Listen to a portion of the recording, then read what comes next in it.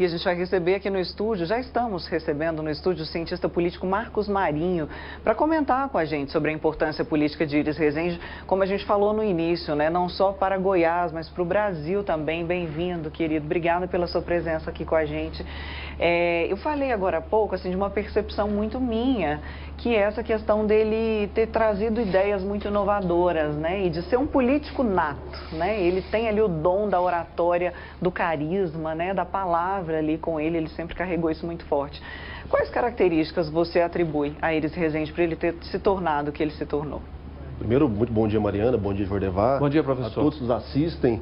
De fato, falar sobre Iris Rezende é falar sobre um dos ícones da política brasileira, né? Pela sua envergadura, pelos cargos que ocupou, não só do nosso estado, né? Às vezes as pessoas mais jovens não se lembram disso, não conhecem a história de Iris, mas ele foi ministro de governo, ele foi senador, então ele sempre teve um papel muito importante na política de modo geral.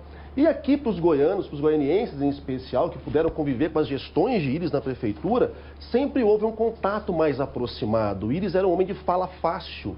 Ele já vinha nessa perspectiva dos políticos que se conectam com a sociedade por um linguajar mais simples. Talvez pela sua origem, apesar da formação, né, um advogado, uma pessoa que tem mesmo um letramento, mas ele sabia se comunicar de maneira simples, com proximidade, né? O homem que pegava na mão de todo mundo. Essa era a marca indelével do Iris. Qualquer evento, qualquer festa, qualquer trabalhava no mutirão, né, professor? Exatamente, Jordevar. Então, roçava acho que essa proximidade do Iris com a população mais carente, com a população de todos os níveis, de um modo geral, deu a marca dele, deu a chancela de um homem público que sabia como se conectar com as multidões. E, portanto, teve sempre a aprovação que teve, passou, obviamente, por perrengues na vida política, mas conseguiu se manter sempre em alta conta por parte da sua relação, seu relacionamento construído com a sociedade goianiense. Eu queria até, só falando de sociedade goianiense, tem um detalhe que chama muita atenção.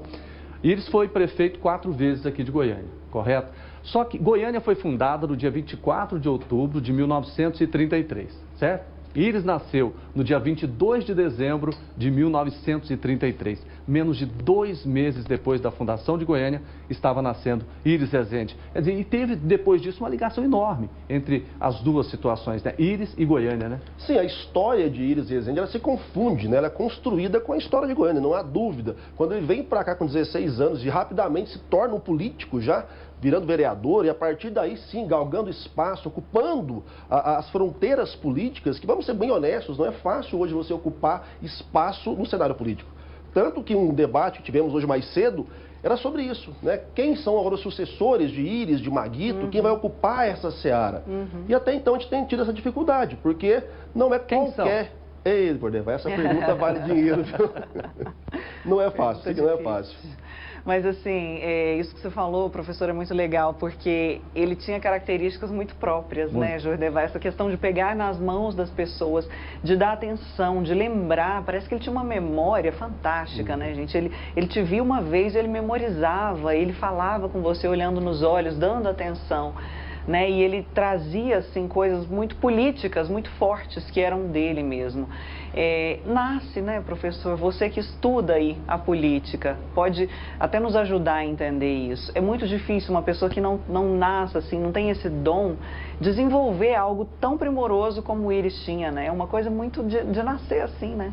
Mariana, eu entendo que quando a pessoa se coloca na vida pública, ela tem que escolher um lado.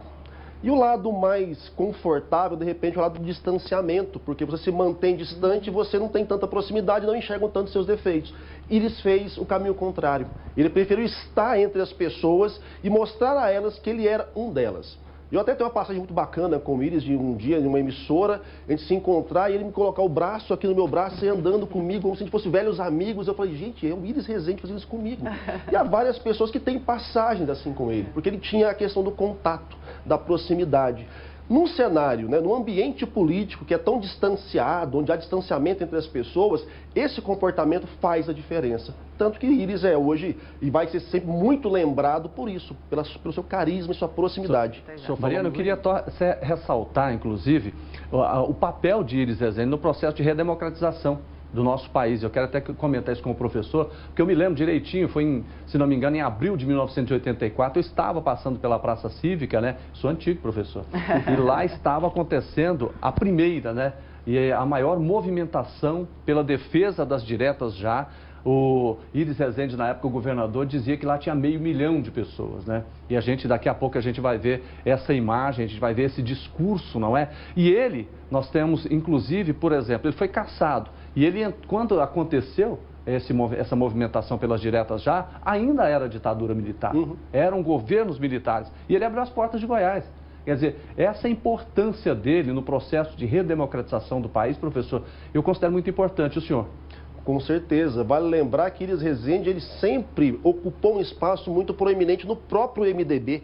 E o MDB foi um dos partidos que se debruçou bastante nessa coalizão de energias, de forças e pensamentos para oportunizar, então, o movimento das diretas, né? Vamos lembrar, estava no mesmo palanque, Ulisses Guimarães, Iris Rezende, Lula. Então, era uma confluência de pensamentos. Neves. Exato. Então, o Iris, ele ocupou esse espaço. Ele não é um político do tamanho de Goiás. Ele é um político maior do que Goiás, porque ele soube ocupar, ele teve a sua história marcada pela questão da ditadura, como você bem disse, Jordevar, e soube dar a volta por cima, soube continuar enfrentando as agruras da política, as dificuldades, passou por situações boas, situações não tão boas, mas sempre mantendo o seu status, sempre mantendo a sua maneira de fazer política e se relacionar tanto com a população quanto com o cenário político. E por que, professor? Por que o senhor atribui essa questão de sempre se manter em alta, né? Do saldo sempre ser positivo? Olha, Mariana, eu percebo que ele entendeu o que é a política. A política, em essência, é essa mediação de interesses, essa mediação de dificuldades, de demandas. E é uma mediação sempre situacional.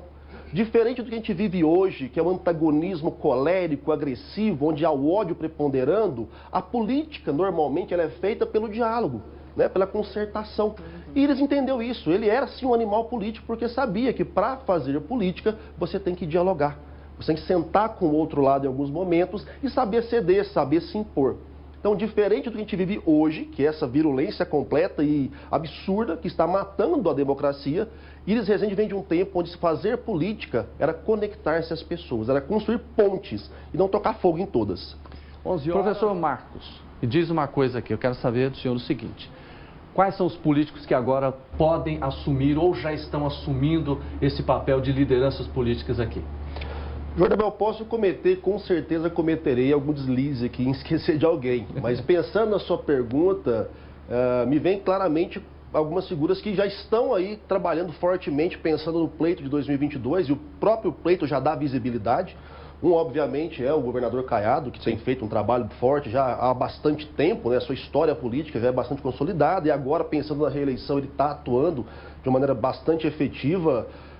O Gustavo Mendanha, que tem também disputado espaço, pensando aí no pleito de 2022, tem uma história muito recente, muito poderosa, que é Aparecida, que deu a ele visibilidade até a nível nacional.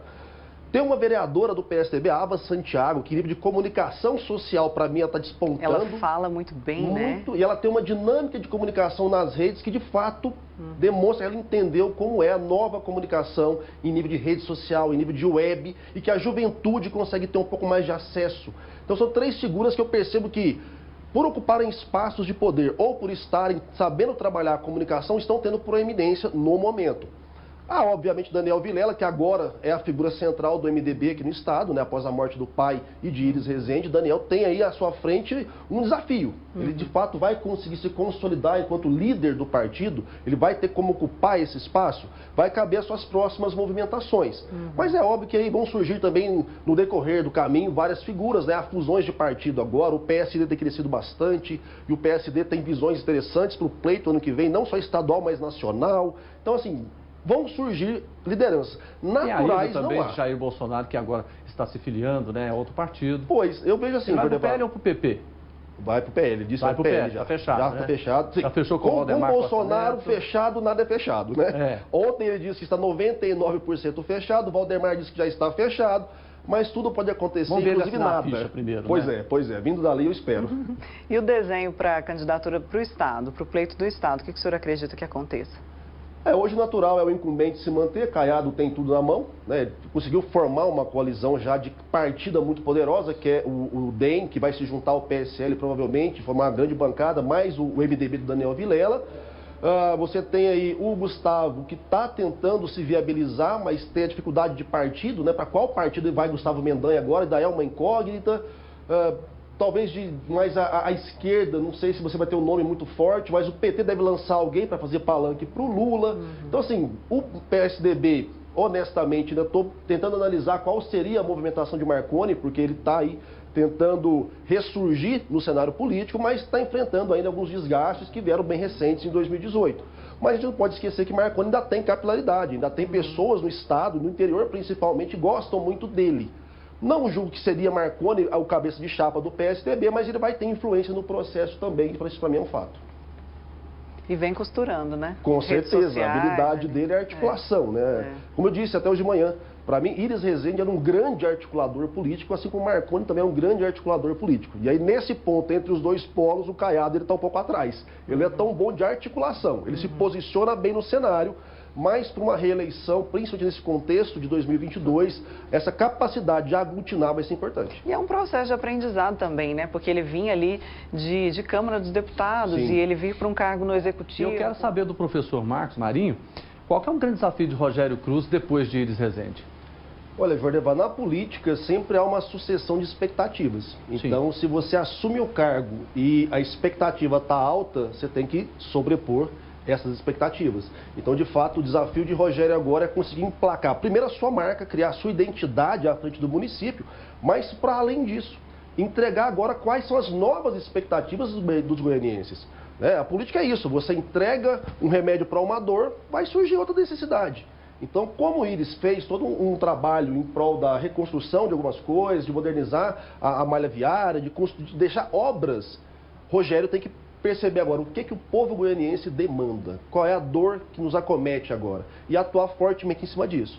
Não é tarefa fácil, né? Porque agora os dois têm estilos bem diferentes, né? Porque Iris Rezende tem aquele estilo mais populista, né? Rogério Cruz é diferente. Sim. Não, o perfil de ambos é completamente diferente.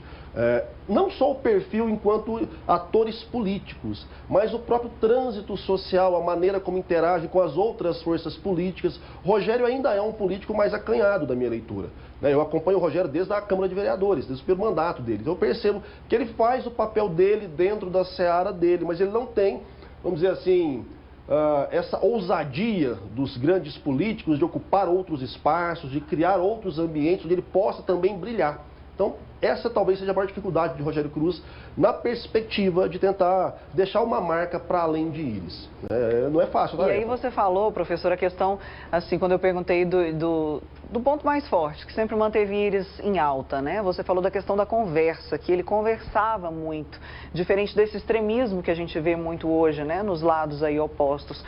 Rogério teve que fazer isso também, né? Ele teve ali alguns problemas, principalmente no início da pandemia, e ele resolveu dialogar. Quando resolveu dialogar com o Estado, enfim, as coisas começaram a engrenar melhor, né? Esse é um aprendizado que com certeza ele vem adquirindo, né? Mariana, como eu disse inicialmente, a política é feita do diálogo, ela é feita de mediação. A política tem um autor que diz que a política é o último passo antes da guerra. E a guerra é quase o que a gente está vivendo atualmente, onde você tem sempre um jogo de soma zero. Para alguém ganhar, outro tem que perder. Isso não é fazer política. Fazer política é você sentar, é você dialogar, é conversar, é ceder, é impor alguns momentos. E é isso que políticos da envergadura de Iris Rezende, até o próprio Lula, Fernando Henrique e vários outros atores políticos fizeram durante toda a sua vida. Ulisses Guimarães. E assim a gente percebe que a gente está indo por um caminho errado. É assim que a gente tem que fazer. É ter essa... É a conversa, né, professor? É a habilidade, onde vai sentar com um oponente. Vamos acabar com esse ódio, né? E porque o grande negócio da política é o debate. Sim.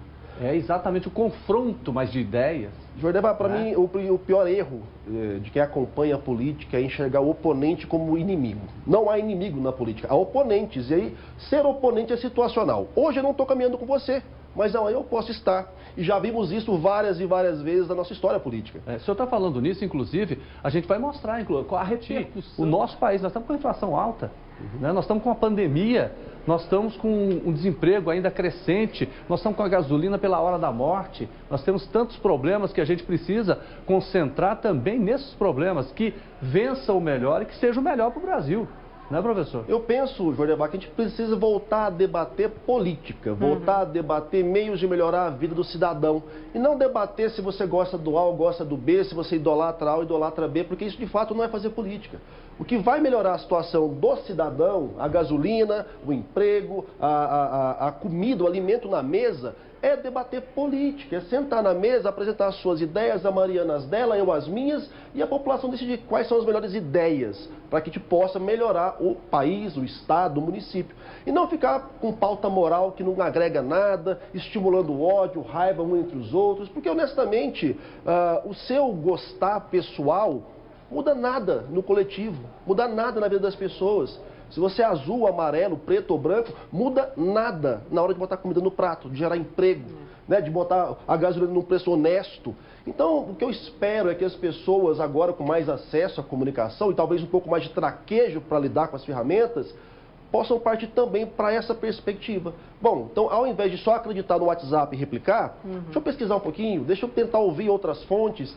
Talvez assim, Mariana, não seja fácil ainda, mas pode ser menos danoso do que foi a eleição última.